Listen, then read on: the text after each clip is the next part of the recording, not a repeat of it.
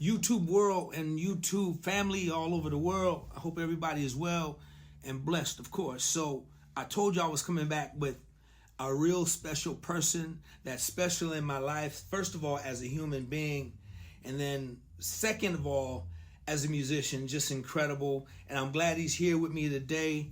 He's going to share his story. This is my friend, my little brother, my partner, my dog. Y'all welcome to the DOA playlist, Dmitry Gorodetsky. Y'all give it up. D, what's up, man? What's happening? What's happening, OG? How are you? Man, I'm good. First of all, did I get the name right? You nailed it. Nailed it. You got it exactly. You've been practicing. I've been practicing. You know, normally it's D. It's from one D to another D. So it's like normally D. So throughout the rest of the interview, it's going to always be D or Dmitry. It ain't going to never be that last name ever again. You have to put that out there. Is that okay? That's totally. We got it done once. That's all we need. Man, first of all, man, counts. I'm so happy, man, just to have you here hanging out with me, man, for a few. You know, I'm not going to keep you long, but I want to just I'm very happy to be here with you. Thank you, man. Sure. Thank you, man. All my pleasure, brother. First of all, you know, let's just go through, like, just a real quick, some of the artists that you're working, you know. Well, let me just say this one. First of all, you're part of the greatest show on earth right now. The greatest show on earth, dude. You're playing with Usher, and you guys are doing Las Vegas. You guys have been doing that for quite a while, man. That is like amazing. So get into a little bit of that and just kind of go through some of the artists that you're involved with, man. Yeah, we're doing the Vegas residency right now, getting ready to do another leg of it, just in rehearsals. And we were at it all last year. A few festivals in between there, spot dates. But yeah, on Usher's schedule is mostly just all about Las Vegas, that big residency with dancers, horns, big band, and the whole nine. As far as other artists, I mean, you know, I'm not going to read the whole list. Right. I don't want to bore people. But basically, I was with Charlie Puth for 6 to 7 years. Let's say 6 to be safe. That's a couple world tours, and I played on some records of his. And then than that, it's just been session and spot dates for everybody else. I'm real proud of Dionne Warwick working on her record. That included like Michael McDonald and you know, all kinds of folks of that stature. I did a lot of pop stuff, a lot of R&B stuff, from Christina Aguilera to New Kids. Yes. But just, you know, one-offs and fill-ins. And you're also, you have a real deep history with the genius, my little brother, Raphael Sadiq, man. The stuff you guys are doing and have done in the past has just been incredible. Listen, we're going to move on, man, because I want to, you know, and we're going to give out how people can follow you and they can get all of that stuff. But I want to talk about something that, dude, I know your story, man. You have a phenomenal story, right? You are from a whole different country. You basically relocated your whole life chasing your dream, coming from a different country to follow a dream, man, and you came over here not even knowing the English language. Am I correct? That's Please, right. Man, let's get to that right there. Tell me a little bit about that, bro.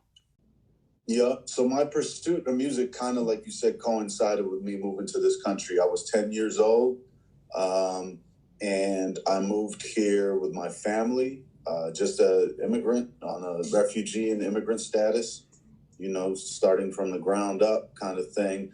I was moving from the Soviet Union, or USSR at the time. It wasn't separate countries. It was all one thing.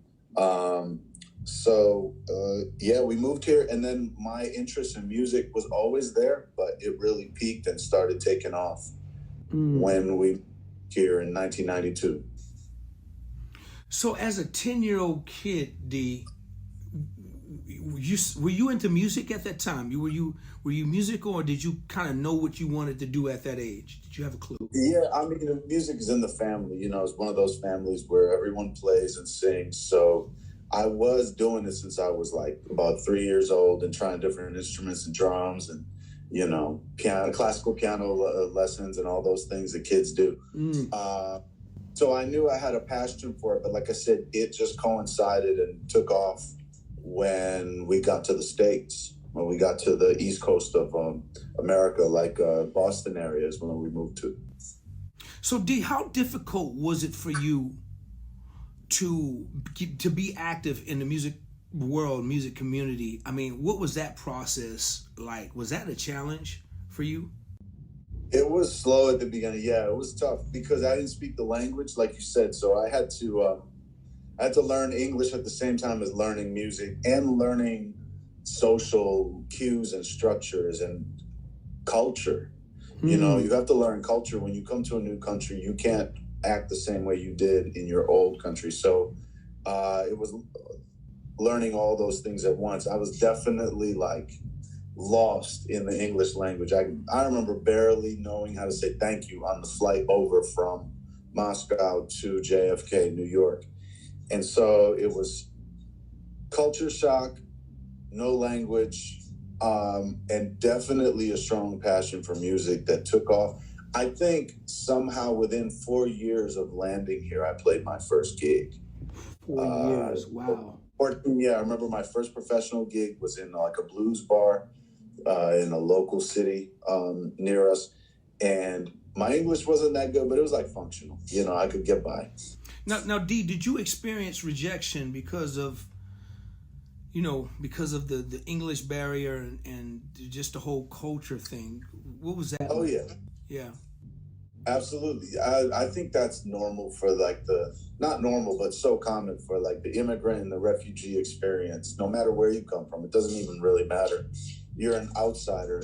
No matter what you look like, people can tell you don't dress right. You know, like I was dressing like just like from another world, you know. I definitely didn't speak right. I had the accent. Kids were making fun of me. There's a lot of rejection, but you know, like the place I come from, I'm not going to say it's the toughest, but it's kind of the way of fisticuffs. So I was ready to scrap all the time. Wow. I was ready to like actually, yeah, because I, you know, especially in the old ways, it was like that was the normal way to settle a dispute where I came from. So I was ready to scrap, and they had to tell me like, hey, we don't do that in this country. We're going to call the police and blah, blah, blah. Because I was ready to fight kids because they were making fun of me. I wore a corny sweater and they wanted to laugh at me, you know. But we used to shop at Salvation Army. We used to fill up trash bags with random pieces of clothing from Salvation Army, and it would fit somebody in the family. So yeah, rejection and all that, that's normal. But I feel like that gives you strength. Man, see, so you just walked right into my final thing. D, not only strength, man, but your faith had to be strong. Because I look at you today, man, and you know your success, you know, and how I see just the blessings and the things you've been able to accomplish through all of that. It's just been phenomenal, man. So faith, man, your faith must have been very strong, and you put your faith to work for you. Absolutely. Yeah, without getting a lot of details, the whole thing is a faith journey, basically. It's believing that something is there when you don't yet see it. Come on now. You know, just like a belief in self, believe in God. Come on now. In your destiny.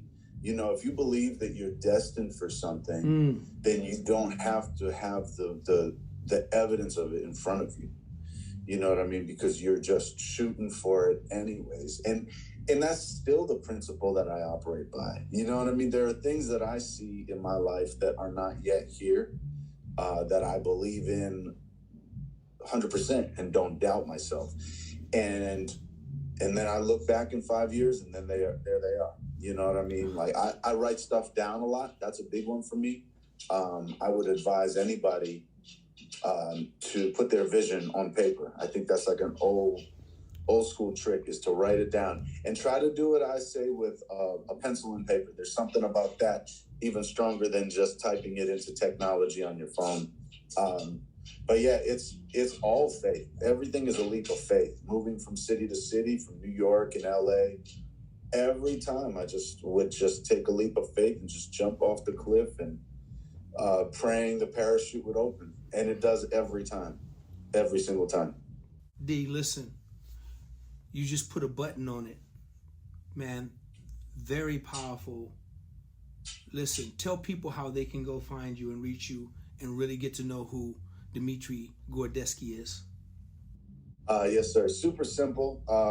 I go by Tall Bassist on social media because my name is too tricky to spell or even pronounce. So TALLBASSIST, just self-description, Tall Bassist. And I'm mostly active on IG. I don't post a ton, but I will put up there what I'm doing. If it's a world tour or a residency or something else, some videos that I'm involved in. I do have a Facebook under the same Tall Bassist account, but my IG is really the best way. I don't have a website. Everything is filtered through my Instagram. And there's some YouTubes out there as well. I don't know how, D, I don't know how I missed that. Yeah, everybody, he goes by the Tall Bassist, right? So I think you also need to go by the Tall Beardist or the Tall Cold-Blooded Beard, because your beard is so funky, man. You got to teach me how to do that, bro, but your stuff is just... No. You got it. I'm learning from you. No, don't even try. You're right, D. Whatever, man, whatever. Hey, listen, man, thank you so much, man, for hanging out with me on the DOA playlist. Now do me a favor, man.